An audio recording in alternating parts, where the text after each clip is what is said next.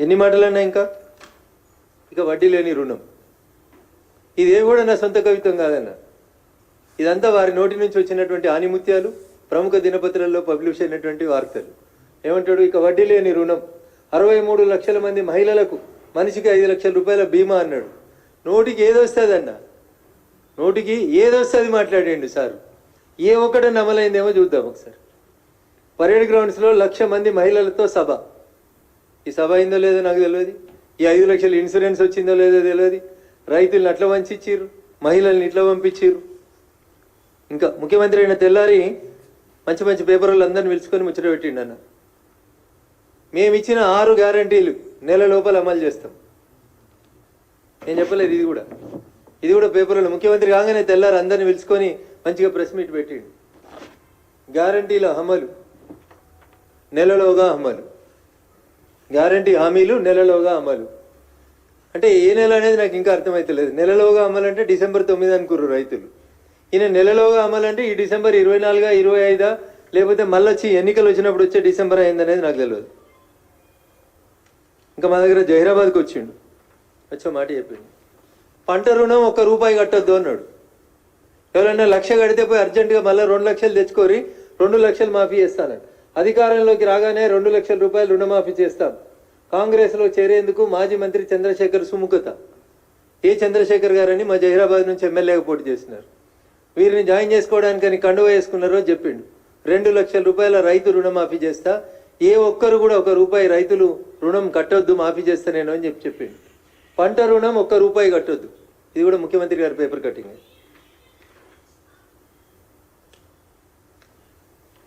9లోగా సంపూర్ణంగా రైతు భరోసా.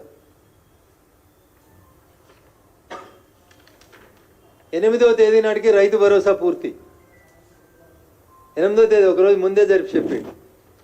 ఇప్పుడేమంటుండు మళ్ళా, లక్ష్మీ నరసింహ సాక్షిగా చెప్తున్నా, లక్ష్మీ నరసింహస్వామి దేవుని సాక్షిగా చెప్తున్నా, ఏమని 2 లక్షల రూపాయలు రుణమాఫీ చేస్తా 15 ఆగస్టులోగా అన్నాడు. మొన్న ఎంపీ ఎలక్షన్లలో అసెంబ్లీ అయిపోయిందన్న, పార్లమెంట్కి వచ్చినాక మళ్ళీ మాట మార్చిండన్న. డిసెంబర్ 9 పోయింది, సోనియమ్మ బర్త్డే పోయింది.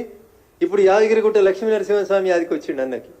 భువనగిరిలో గెలిపిస్తే 2 లక్షల రూపాయలు 15 ఆగస్టు లోపల రైతు రుణమాఫీ చేస్తాను లక్ష్మీ నరసింహస్వామి పేరు తీసుకొని ఒట్టు పెట్టుకున్నాడు. ఏ ఊరికి వస్తే ఆ ఊరికి.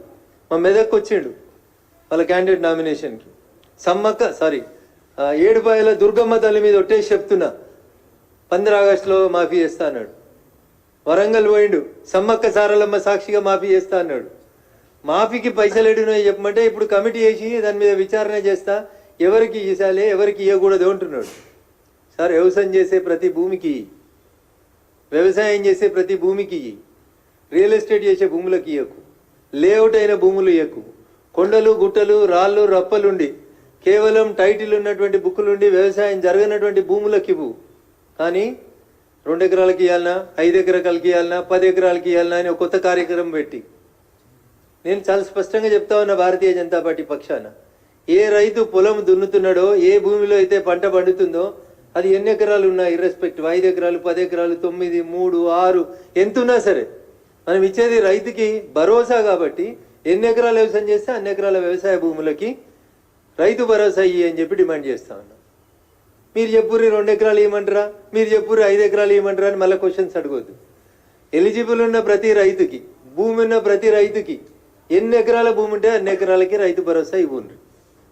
కొండలు గుట్టలు రియల్ ఎస్టేట్లు ఆల్రెడీ హెచ్ఎండిఏ లేఅవుట్లుగా కన్వర్ట్ అయినటువంటి వ్యవసాయం నుంచి వ్యవసాయేతరానికి మారినటువంటి భూములకు మాత్రం ఇవ్వద్దు అనేది చెప్పొచ్చు కదా. 100% మేము పార్టీగా చెప్పడానికి ఎలాంటి సంకోచం లేదు. అందుకని ముఖ్యమంత్రి గారు మాటలు కోటలు దాటినాయి, చేతలు తంగేళ్ళు దాటుతలేవు. సెక్రటరియట్ గేటు దాటి జీవోలు వస్తలేవు. కమిటీల జీవోలే వస్తాయా, పైసలు ఏమన్నా వస్తాయా? పోనీ 15 ఆగస్టు కన్నా వస్తాయా? అప్పటికి కూడా రావా? అసలు ఏం చేద్దాం అనుకుంటున్నారు మీరు? తెలంగాణలో రైతన్నల్ని, వ్యవసాయాన్ని ఏం చేద్దాం అనుకుంటున్నారు? వానలు సరిగా పడతలేవు, రైతులు ఇబ్బంది పడుతున్నారు, ఎరువులు లేవు, విత్తనాలు లేవు. ఆఖరికి నిన్న మీరు కమిటీలు వేసిన 3 మంత్రులున్న ఖమ్మం జిల్లాలో ఒక రైతు ఆత్మహత్య చేసుకున్నాడు. తిరిగి తిరిగి తిరిగి తిరిగి ఎవరు రెస్పాండ్ కాకపోతే రైతు ఆత్మహత్య చేసుకున్నాడు. ప్రతిపక్షంలో ఉన్నప్పుడు చాలా మాట్లాడింది రేవంత్ రెడ్డి గారు. ఇలా మీరే ముఖ్యమంత్రి.